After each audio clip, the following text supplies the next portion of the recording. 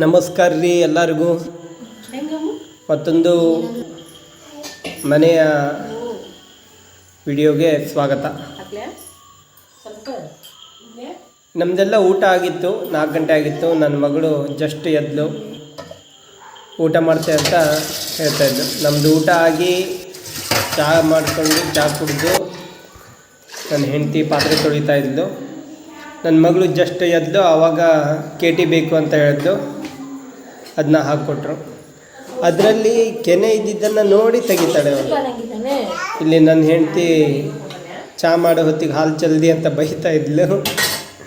ಅವಳಿಗೆ ಕಿಚನ್ ಕಟ್ಟೆ ಕ್ಲೀನಾಗಿರಬೇಕು. ಇಲ್ಲಿ ನನ್ನ ಹೆಂಡತಿ ಕೇಟಿ ಹಾಕ್ಕೊಟ್ಟಾಗ ಮೇಲಿನ ಕೆನೆ ಮಾತ್ರ ತಿಂತಾಯಿದ್ಲು ನನ್ನ ಮಗಳು. ಹಾಗಾಗಿ ಇಲ್ಲಿ ಊಟ ಎಲ್ಲ ಮಾಡಿ ಆಗಿತ್ತು. ಅಮ್ಮ ಪಾತ್ರೆ ತೊಳಿತಾ ಇದ್ಲು.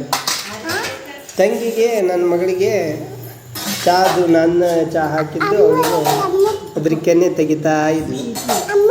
ಅಮ್ಮನೇ ಅಲ್ವಾ ಅಲ್ಲಿ ಕೆನೆ ತೆಗಿತಾ ಇರೋದು. ಆ ಕಡೆಗೆ ಬಿಸಿ ಇದ್ದಿದ್ದಕ್ಕೆ ನಾನೇ ಅವಳಿಗೆ ಕೆನೆ ತೆಗೆದುಕೊಟ್ಟೆ. ಅವಳು ನಿಧಾನವಾಗಿ ತಿಂದ್ಲು ಅದನ್ನ ಕೆನೆ. ಎದ್ದಿದ್ದೇ ಲೇಟು. ಊಟ ಮಾಡಿಸೋದೇ ಕಷ್ಟ ಮಕ್ಕಳಿಗೆ. ಏನು ಬೇಕಾದ್ರೆ ಕೆಲಸ ಮಾಡ್ಬೋದು, ಊಟ ಮಾಡೋದೇ ದೊಡ್ಡ ಕೆಲಸ ಆಗಿಬಿಟ್ಟಿದೆ. ಊಟ ಮಾಡಿಸೋದು ಅವರು ಮಾಡು ಮಾಡು ಮಾಡು ಅಂತ ಒತ್ತಾಯ ಮಾಡಬೇಕು.